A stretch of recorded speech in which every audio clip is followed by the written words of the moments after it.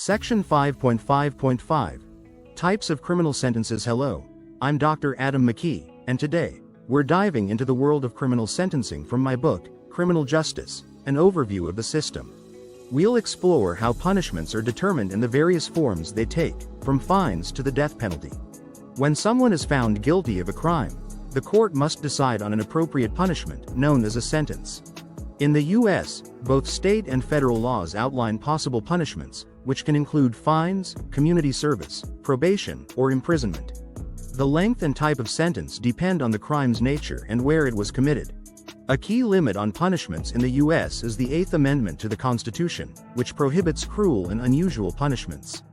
This means that punishments must fit the crime and not be excessively harsh or degrading. What qualifies as cruel and unusual has changed over time, leading to debates and legal challenges, especially concerning the death penalty. The death penalty is legal in 38 states and at the federal level but is heavily restricted. It's usually reserved for first-degree murder with aggravating circumstances. There are numerous safeguards, like automatic reviews by higher courts and the requirement for a unanimous jury verdict.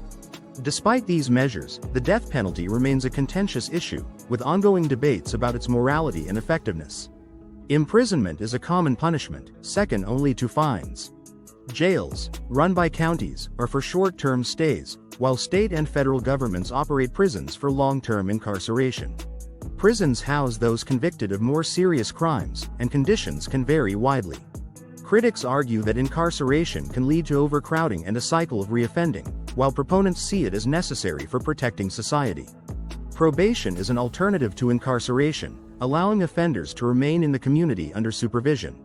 They must follow certain rules, and violations can lead to prison time. While probation can be effective, its heavy use has sparked controversy over whether it's overused to address prison overcrowding and whether it restricts offenders' lives too much. Intensive supervision probation, ISP, is similar to standard probation but involves stricter conditions and closer supervision, typically for high-risk offenders. While ISP aims to protect public safety, there are concerns about its fairness and effectiveness. Boot camps offer a military-style environment to instill discipline and accountability, but research shows little impact on reducing reoffending. Critics argue that boot camps focus too much on discipline and ignore underlying issues like mental health or lack of education. House arrest and electronic monitoring are alternatives to prison, allowing offenders to serve their sentences at home under certain conditions. Advances in monitoring technology have made this a more effective form of punishment, though it's often seen as reserved for wealthy or high-profile offenders. Fines are common for minor offenses, but they can disproportionately impact the poor. Some jurisdictions use day fines, which consider the offender's income, making fines fairer and more proportional.